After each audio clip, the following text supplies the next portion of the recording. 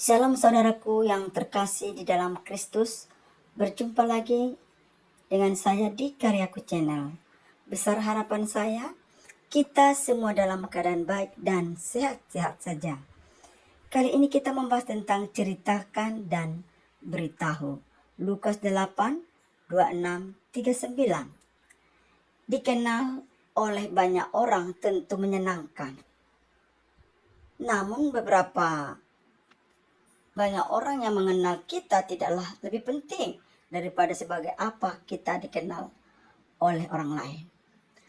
Banyak orang sudah mengetahui tentang Kristus, namun tidak heran saat ia bersama murid-muridnya mendarat di tanah orang gereja, ada juga yang mengenalinya.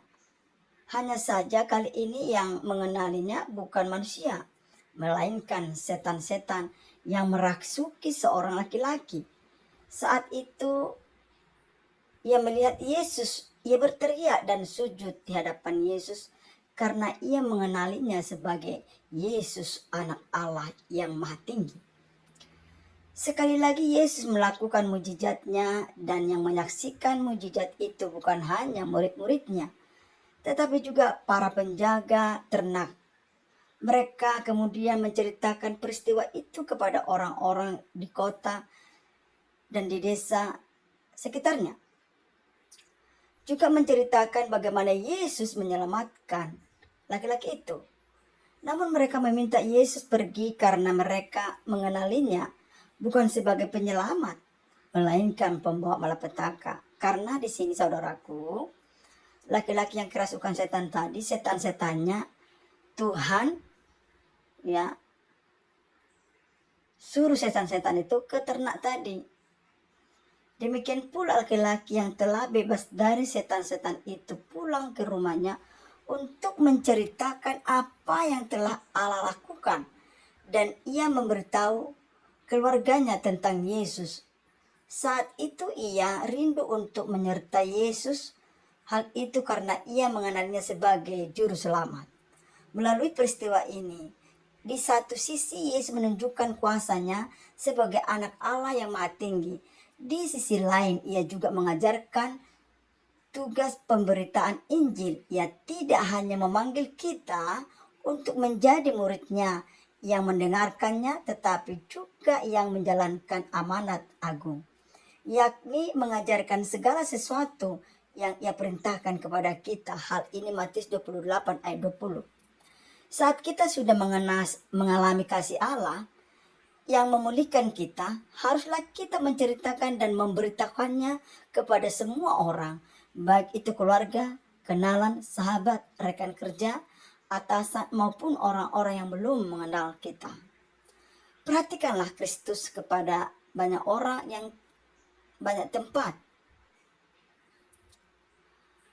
Ceritakanlah tentang Kristus dan beritahukanlah perbuatannya melalui kehidupan kita. Saudaraku yang terkasih di dalam Tuhan, orang yang percaya dan sudah mengalami kuasa mujizat Tuhan pasti tidak diam untuk menceritakan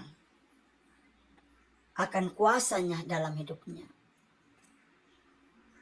Jangan kita tutup-tutupi bagaimana Tuhan berperkara dalam hidup kita.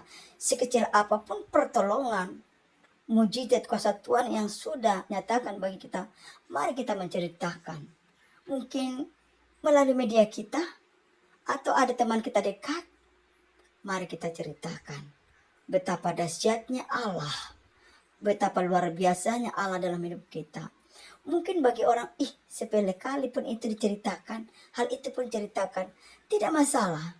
Mungkin orang yang mendengarkan itu agak geli, tetapi kita yang merasakan bagaimana Allah menolong kita dari segala kehidupan, walaupun itu hal yang kecil. Karena semua yang terjadi Allah yang berdaulat, Allah yang berkuasa dalam hidup kita. Mari kita menceritakan perbuatan-perbuatan Allah di dalam hidup kita. Bagaimana Allah menolong kita.